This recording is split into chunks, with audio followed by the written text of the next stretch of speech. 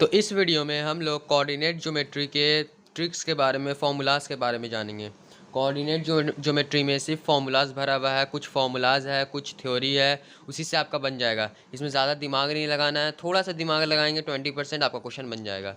तो coordinate geometry सबसे पहले आपका ग्राफ आ जाता है। ग्राफ समझ लीजिए, देखिए हर एक पॉइंट यहाँ पे कोऑर्डिनेट होता है। मतलब एक लाइन चला गया तो एक लाइन दो कोऑर्डिनेट से बनता है, तो एक कोऑर्डिनेट इधर हो गया, एक कोऑर्डिनेट इधर हो गया। तो देखिए ग्राफ है ना, चार पार्ट में बांटा गया कोऑर्डिनेट, ये quadrant 1, quadrant 2, quadrant 3, quadrant 4। Quadrant 1 में जो एक्स और वाई होता है ना, एक्स ये होता है और वाई ये एक्सिस होता है, एक्स एक्सिस वाई एक्सिस। तो एक्स एक्सिस जबकि 2 हो गया तो वाई भी आपका 2 होता है। मतलब क्वाड्रेंट 1 में दोनों पॉजिटिव होता है, एक्स एक्सिस वाई एक्सिस दोनों पॉजिटिव होता है। क्वाड्रेंट 2 में एक्स एक्सिस निगेटिव रहता है और वाई एक्सिस पॉजिटिव रहता है। क्वाड्रेंट 3 में एक्स एक्सिस भी निगेटिव रहता है और ये भी निगेटिव रहता है। इसमें ये पॉजिटिव ये निगेटिव, तो देखिए ये दोनों है ना पॉजिटिव रहता है और ये दोनों निगेटिव रहता है। तो पॉजिटिव पॉजिटिव याद करने की ज़रूरत नहीं है, बस चेक कर सकते हैं। Positive positive, positive negative, negative negative और पॉजिटिव निगेटिव। और याद रखिएगा सबसे पहले एक्स एक्सिस लिखाता है और बाद में वाई एक्सिस लिखाता है, समझे ना। तो यहाँ पे ऐसे मत कर दिएगा कि वाई पॉजिटिव है ये निगेटिव है तो पॉजिटिव निगेटिव हो गया। ये सबसे पहले निगेटिव ही लिखा गया, एक्स एक्सिस सबसे पहले निकालता है। तो चलिए आगे देखते हैं। तो देखिए ये समझ में आ गया कौन पॉजिटिव होगा कौन निगेटिव होगा। अब देखिए जैसे ए बी ऐसा आपका एग्जांपल है ना, तो ये जो एक्स एक्सिस रहता है ना, एक्स एक्सिस जो एक्स कोऑर्डिनेट होता है ना, उसको हम लोग एब्सिसा ही बोलते हैं। मतलब ए बी है तो ए को हम लोग एब्सिसा ही बोलते हैं। और ये 2 3 बी 3 2 ये सब जो है ना, इसको हम लोग ऑर्डिनेट ही बोलते हैं। एक्स कोऑर्डिनेट को हम लोग एब्सिसा ही बोलते हैं और वाई कोऑर्डिनेट को हम लोग ऑर्डिनेट ही बोलते हैं। ये क्वेश्चन आपका 1-2 मार्क्स का आ सकता है। एब्सिसा और कोऑर्डिनेट याद रखिए, इधर वाला एब्सिसा इधर वाला कोऑर्डिनेट, ऑर्डिनेट। चलिए आप ओरिजिन वो पॉइंट होता है, ओरिजिन वो कोऑर्डिनेट होता है जहाँ पे एक्स और वाई एक्सिस मीट करता है। मतलब बीच वाला एक्स एक्सिस और वाई एक्सिस जहाँ मीट करता है उसको हम लोग ओरिजिन बोलते हैं। ओरिजिन का जो कोऑर्डिनेट होता है वो 0 0 होता है, एब्सिसा भी 0 होगा, ऑर्डिनेट भी 0 होगा। और आगे देखिए वाई एक्सिस पे एक्स हमेशा 0 होता है, मतलब वाई एक्सिस पे एब्सिसा हमेशा 0 होता है। देखिए वाई एक्सिस पे जो एक्स एक्सिस होता है, वाई देखिए एक्स एक्सिस, देखिए वाई एक्सिस है तो यहाँ पे भी 0 होगा, यहाँ पे भी 0 होगा, यहाँ पे 0। मतलब जो एब्सिसा होगा एक्स कोऑर्डिनेट होगा वो वाई एक्सिस पे हमेशा 0 होगा। और उसी का उल्टा एक्स एक्सिस पे वाई हमेशा 0 होता है। वाई पे एक्स हमेशा 0 और एक्स एक्सिस पे वाई हमेशा 0। वाई एक्सिस पे एब्सिसा हमेशा 0 और एक्स एक्सिस पे ऑर्डिनेट हमेशा 0। ये चीज़ याद रखिएगा, ये क्वेश्चन आपका पूछ सकता है। अब देखिए हमारा कुछ फॉर्मूला आ गया। कोऑर्डिनेट में सबसे बेसिक हमारा डिस्टेंट फॉर्मूला होता है। देखिए इसमें आपका 2 पॉइंट दे देगा ए और बी, और ए बी कुछ दे देगा 12-13 सेंटीमीटर, और कोई एक कोऑर्डिनेट हटा देगा। तो ए बी का हमेशा फॉर्मूला याद रखा करिए। अगर ए का कोऑर्डिनेट इतना है x1 y1, बी का कोऑर्डिनेट x2 y2, तो ए बी आप कैसे निकालिएगा। तो ए बी आपको ये फॉर्मूला होता है √x2 - x1 the whole square plus y2 - y1 the whole square. ये आप x1 - x2 भी कर सकते हैं, क्योंकि माइनस बाहर जाके पॉजिटिव ही हो जाता है। तो x2 - x1 लिखिए, x1 - x2 लिखिए, लेकिन फॉर्मूला ये याद कर लीजिए। डिस्टेंस फॉर्मूला का यही फॉर्मूला होता है। अब इसको आप क्वेश्चन पे कैसे अप्लाई करेंगे वो हम लोग Q&A वीडियो में देखेंगे।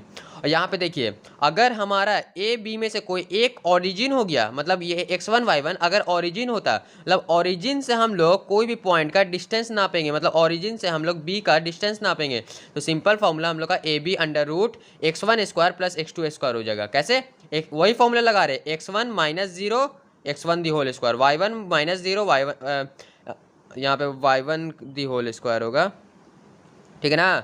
तो ये दोनों फॉर्मूला डिस्टेंस फॉर्मूला है, इसको याद कर लिए। अगर एक ऑरिजिन तो ये होगा, अगर दोनों ये 2 पॉइंट हुआ तो ये फॉर्मूला होगा। देखिए अब डिस्टेंस फॉर्मूला से आपका क्वेश्चन कैसे पूछता है। सिंपल आपका ए और बी का डिस्टेंस निकालने बोल देगा, या फिर आपका थोड़ा ट्विस्ट करके दे देगा। बोलेगा कि बी ए सी से इक्वी डिस्टेंस पे है, मतलब बी बंदा ए और सी 2 बंदे से दोनों से इक्वी डिस्टेंस पे है। तो हमारा इसका मतलब क्या होगा, बी से ए का डिस्टेंस और बी से सी का डिस्टेंस दोनों सेम होगा, तो A B equal to B C निकाल देगा। इससे आपका जो भी निकालने के लिए बोलेगा वो निकल जाएगा। A B equal to B C कर देगा, आपका सिंपल आपका फॉर्मूला निकल जाएगा, आंसर निकल जाएगा। ये आपका इक्वी डिस्टेंस का क्वेश्चन है, तो ऐसे सॉल्व करेगा। अब आता है हमारा सेक्शन फार्मूला। सेक्शन फार्मूला में ये होता है, इसमें भी आपका देखिए एक आपका दे देगा ए पॉइंट, एक दे देगा बी पॉइंट, ए का कोऑर्डिनेट दे देगा, बी का कोऑर्डिनेट दे देगा। और इसमें ए बी डिस्टेंस निकालने नहीं बोलेगा, ए बी डिस्टेंस निकाले बोलेगा तो ये वाला फॉर्मूला लगा देंगे। लेकिन यहाँ पे बोलेगा ना कि सी एक और पॉइंट है ये लाइन पे, और सी है ना इस लाइन को m/n में बांट रहा है, मतलब इसको 2/1 में बांट रहा है, 3/4 में बांट रहा है। तो बताइए सी का कोऑर्डिनेट क्या होगा? मतलब बोलेगा ए बी दे देगा, बोलेगा सी इस लाइन को m/n में बांट रहा है, तो सी का कोऑर्डिनेट बताइए। तो सी का कोऑर्डिनेट कुछ नहीं करना है, एक्स एक्सिस निकालने के लिए फॉर्मूला याद करिए। एक्स एक्सिस निकालने के लिए m into x square, opposite में मल्टीप्लाई करिए, mx²। और देखिए यहाँ पे हम लोग m को x2 से मल्टीप्लाई करेंगे और n को x1 से, मतलब उल्टा मल्टीप्लाई करेंगे, m को x2 से, n को x1 से, और डिनोमिनेटर में m प्लस n। वही y में करेंगे, m को y2 से और n को y1 से, और नीचे में m प्लस n। फॉर्मूला याद करने का तरीका है ये, उल्टे से मल्टीप्लाई करेंगे, mx2 plus nx1, my2 plus ny1, और नीचे m प्लस n दोनों में रहेगा, समझे? अब दूसरा सेक्शन फॉर्मूला ही का रहता है, बोल रहा है कि ए और बी दे देगा कोऑर्डिनेट और बोलेगा एक सी पॉइंट है जो ए बी को इक्वल में बांट रहा है। मतलब अगर ये 6 सेंटीमीटर का ए बी लाइन है ना, तो 3 सेंटीमीटर नाप रहा है, मतलब 1/1 में बांट रहा है, मतलब इक्वल पार्ट में बांट रहा है। तो इक्वल पार्ट में बांटेगा तो सी का कोऑर्डिनेट सिंपल हम लोग x1 प्लस x2/2 कर देते हैं, मतलब दोनों का एवरेज निकाल देते हैं, दोनों को प्लस करके 2 से डिवाइड, दोनों को प्लस करके 2 से डिवाइड। यही फॉर्मूला में बेस है। कैसे? देखिए 1 को m को x2 से मल्टीप्लाई करते थे, 1 को x2 से मल्टीप्लाई करेंगे मतलब x2 है ना, और फिर 1 को x1 से मल्टीप्लाई करेंगे मतलब x1, और नीचे क्या था m प्लस n क्या होगा 1 + 1 2। तो देखिए वही फॉर्मूला है बेस है, बस डायरेक्ट निकल गया, दोनों का एवरेज निकाल देते हैं इसमें। तो यहाँ पे हमारा सेक्शन फॉर्मूला, डिस्टेंस फॉर्मूला खत्म हो गया।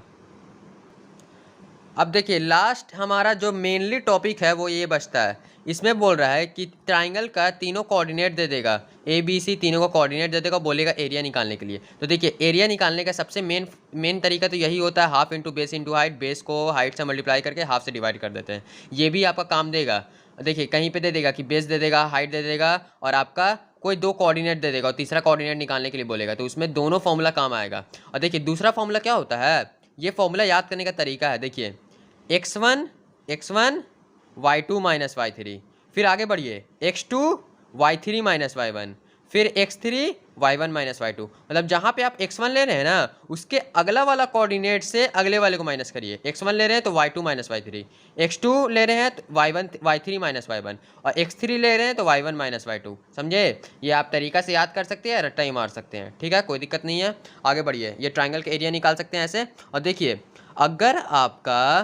अगर दे दिया कि ए बी सी, आपको 2-3 पॉइंट दे दिया और पूछेगा कि इसका एरिया क्या है, या फिर ये लीनियर, या फिर ये स्ट्रेट लाइन है, कॉलिनियर है, तो याद रखिए अगर उसका एरिया 0 आ जाता है, अगर उसका एरिया 0 आ जाता है, इसका मतलब कि A B C straight line है। अब देखिए एरिया 0 आने का मतलब क्या है, एरिया 0, देखिए जैसे ए पॉइंट नीचे आएगा मतलब एरिया घटता जाएगा, और जब ए पूरा नीचे आ जाएगा मतलब यहाँ तक आ जाएगा तो एरिया तो 0 हो जाएगा, और जब यहाँ आ जाएगा इसका मतलब क्या हुआ कि वो स्ट्रेट लाइन बन जाएगा। तो ए बी सी का एरिया अगर 0 आ गया तो वो स्ट्रेट लाइन हो गया। एरिया में हम लोग 1/2 नहीं लिखें, क्योंकि 1/2 0 में जाके 0 ही बन जाता है। अब लास्ट 2 पॉइंट भी बहुत मेन है, कुछ क्वेश्चन आ सकता है, गलती से भी आ सकता है। देखिए अगर सेंट्रॉइड निकालने के लिए बोल दिया, ट्राइंगल का सेंट्रॉइड निकालने के लिए बोल दिया, सेंट्रॉइड मतलब क्या होता है, जहाँ पे तीनों मीडियन ये इंटरसेक्ट करता है। मीडियन किसको बोलते हैं, सामने वाले वर्टिसेस से अगर सामने वाले साइड पे एक लाइन जाता है और सामने वाले साइड 2 इक्वल पार्ट में बांटता है ना, तो उसको हम लोग मीडियन कहते हैं।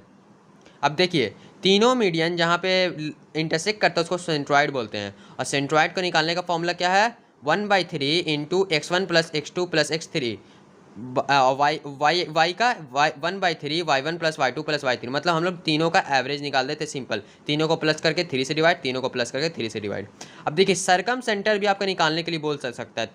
ये सेंट्रॉइड और सरकम सेंटर वही होता है, एक पॉइंट होता है सेंट्रॉइड जहाँ पे हमारा मीडियन इंटरसेक्ट करता है, सरकम सेंटर जहाँ पे हम लोग का तीनों एल्टीट्यूड हमारा इंटरसेक्ट करता है। तो देखिए सरकम सेंटर अगर बोल दे निकालने के लिए, तो सरकम सेंटर में अगर निकालने के लिए बोल दे तो सिंपल कुछ नहीं करना है, सरकम सेंटर ए बी सी तीनों से इक्वी डिस्टेंस पे रहता है। मतलब आपका ए बी सी दे दिया ना, और बोल रहा है डी आपका सरकम सेंटर है, डी निकालने के लिए बोल रहा है ना, तो ए डी बी डी और सी डी तीनों इक्वल होता है। तो तीनों इक्वल होगा तो 3 आपका लीनियर इक्वेशन निकल जाएगा और उससे आपका डी का वैल्यू निकल जाएगा। तो याद रखिएगा सरकम सेंटर तीनों वर्टिसेस से इक्वी डिस्टेंस पे रहता है और सेंट्रॉइड का फॉर्मूला यहाँ पे है। तो यहाँ पे हमारा थ्योरी ख़त्म होता है। अगले वीडियो में हम लोग कुछ 10-20 क्वेश्चन जितना इंपॉर्टेंट है उसको हम लोग ट्राई करेंगे, बनाने की कोशिश करेंगे। चलिए मिलते हैं अगले वीडियो में।